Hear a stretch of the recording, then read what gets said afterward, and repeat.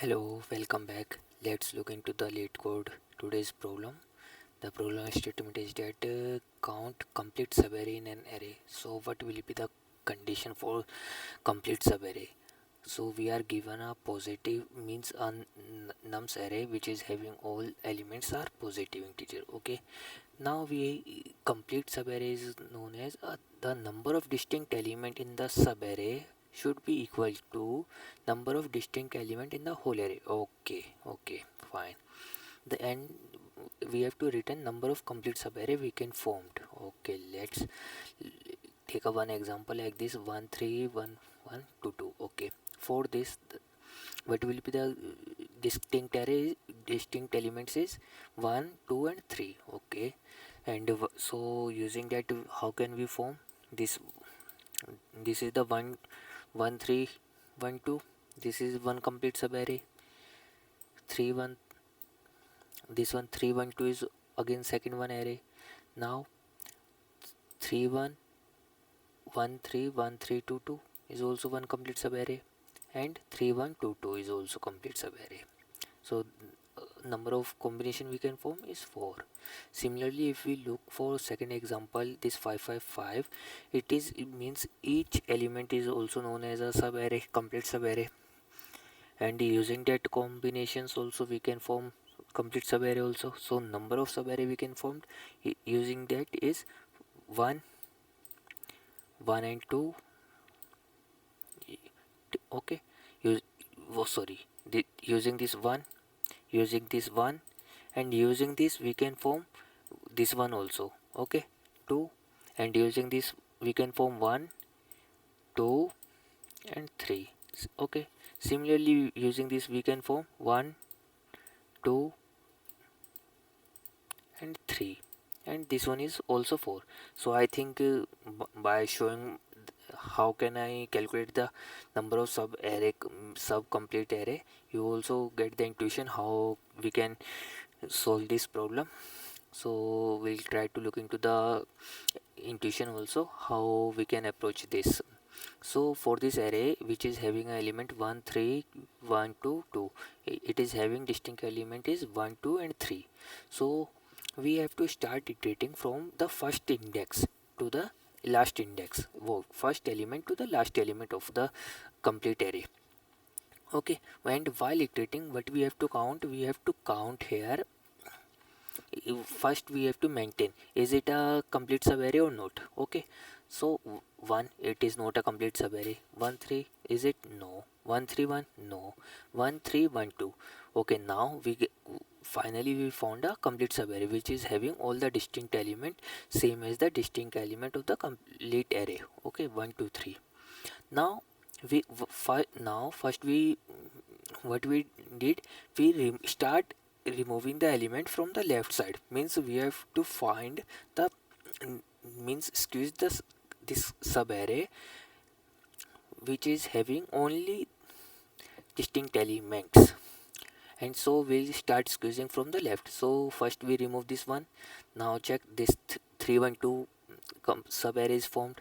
So and left pointer will here, the left pointer is will be initially is 0. Now it will move to the 1 index, and it is also having same. Now we'll try to remove this 3 also. If we remove this 3, so is it a complete subarray? No, it should not.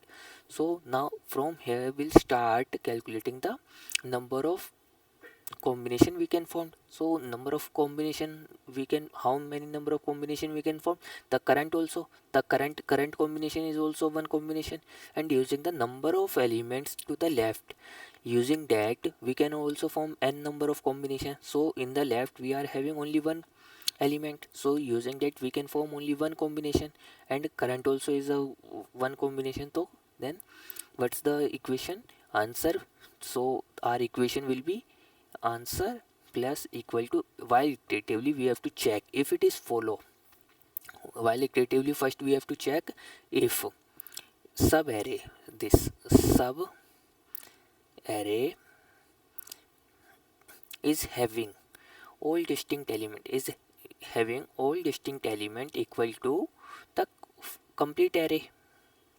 Okay, only in that case, we how we update our number of complete sequence, answer plus equal to number of elements to the left,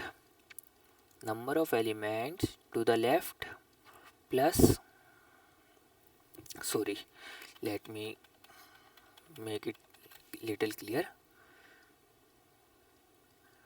plus what we have to add in, the current. So current combination, so for the current combination we can add 1 only. This is our statement. So now we have to move to the next element from the right. So when we include the next element from the right, which will be 2, okay, so we can form one more new combination. Now we will try to squeeze from the left side also. If we remove this 3, can we still able to form complete subs array? No, because if we remove this 3 also removed, okay, so we cannot able to remove this. So this is also one complete subarray, and its previous also is including 1. So if we include this 1, this is also a complete subarray. So what will be the equation? Answer plus equal to the previous equation, what will be the previous value is 2. Now we have to add for 1 for left, 1 for current, and this 2 is the previous combination. So this is the 4. So that's how we can calculate all number of complete subarray. Okay, now we'll look into the second example. Like we are having a array of 5, 5, 5 and 5. Okay, in this complete array we are having 4 element, all 4 are 5, and so means distinct elements in that array will be only 5. Okay, so we are starting from the left and iterating to the right. So here 5, first we check, is it a complete subarray? Yes, it is a complete subarray because it is having a 5. Okay, and left is pointing to 0. So our answer will be answer plus equal to left plus current is 1. Now we have to move to the right. After moving to the right, we have to squeeze it from the left side.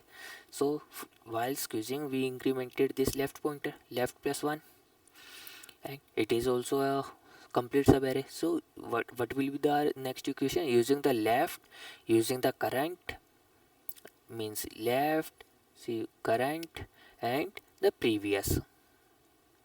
Okay, will be 3. Similarly,